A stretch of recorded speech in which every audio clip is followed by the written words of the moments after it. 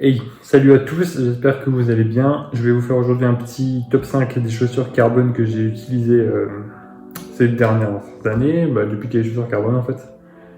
Donc, alors, tout de suite, on commence avec celle que je place en 5e position. Donc, pour moi, c'est les Adix Meta Racer. Donc, franchement, c'était les moins bien que j'ai eu l'occasion d'essayer. Franchement, c'était des chaussures qui, sur le papier, étaient attirantes, assez minimalistes, légères, réactives. Mais en fait, c'est avéré qu'en séance, ça passait pas du tout, ça renvoyait pas plus que ça, c'était pas hyper agréable à porter, t'avais l'impression de taper tout le temps avec du foulé sur l'avant du pied.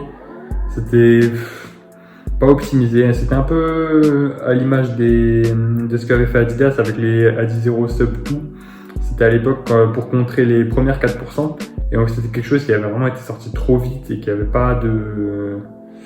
comment dire, pas assez de recul, il n'y avait pas de mousse dedans, c'était vraiment pas optimisé. C'était du carbone pour mettre du carbone en fait, et c'était vraiment pas terrible. Donc 5e position, les Meta Racer. Donc maintenant en 4e position, on a les Saucony Endorphin Pro de chez Saucony du coup. Et je dois dire que ces chaussures sont franchement une bonne surprise. Je les avais achetées pas pour la compétition, je les avais achetées parce que j'avais eu l'opportunité de les acheter à un bon prix.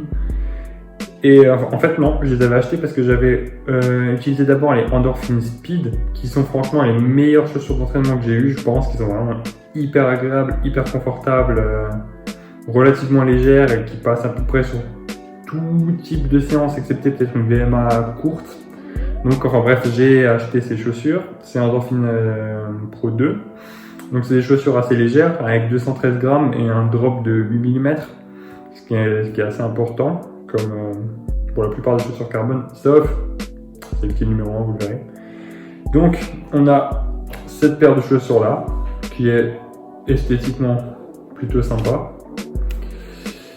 Et le gros point fort de cette chaussure, c'est vraiment le confort. C'est vraiment le truc, c'est un chausson. C'est clairement un chausson. C'est vraiment la chaussure que je prendrais si maintenant je veux faire un marathon ou quelque chose comme ça. C'est vraiment, tu te sens à l'aise dedans, tu as l'impression de pouvoir faire des kilomètres et des kilomètres. Le mesh est assez léger, plus léger que sur la Speed et le modèle plutôt type entraînement du coup.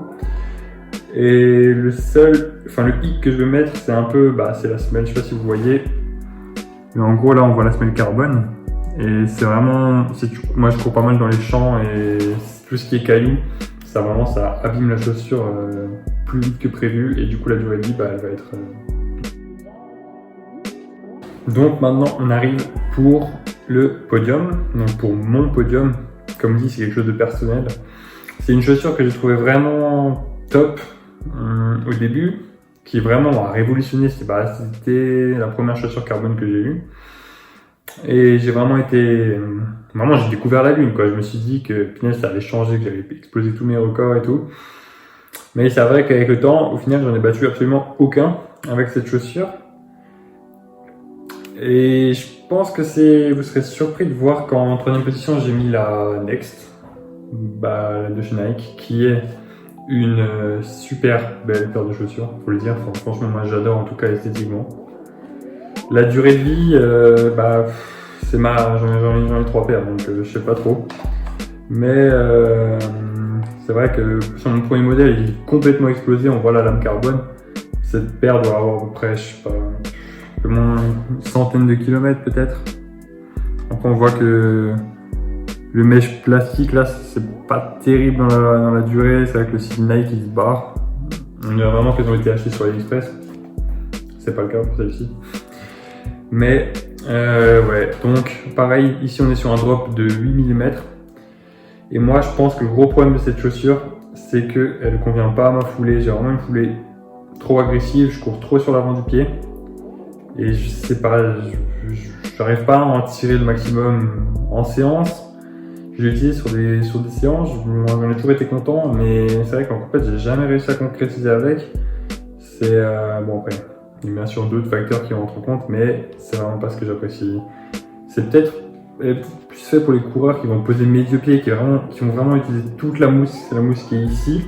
Alors que moi, c'est vrai que je pose là, quoi. Je pose l'extérieur du pied et l'avant, et au final, c'est pas là que la chaussure va vraiment donner le max de ce qu'elle peut donner, quoi. Elle va pas sortir tous les cheveux, tu vois, si tu vois ce que je veux dire, tu vois. Et du coup, voilà, troisième position pour moi, c'est les Next.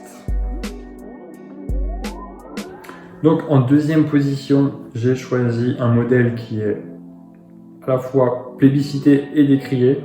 Donc même Eliud est partagé sur ses chaussures. Mais j'ai choisi de les mettre en deuxième position et au-dessus des Next parce que franchement je trouve qu'en compète elles sont mieux.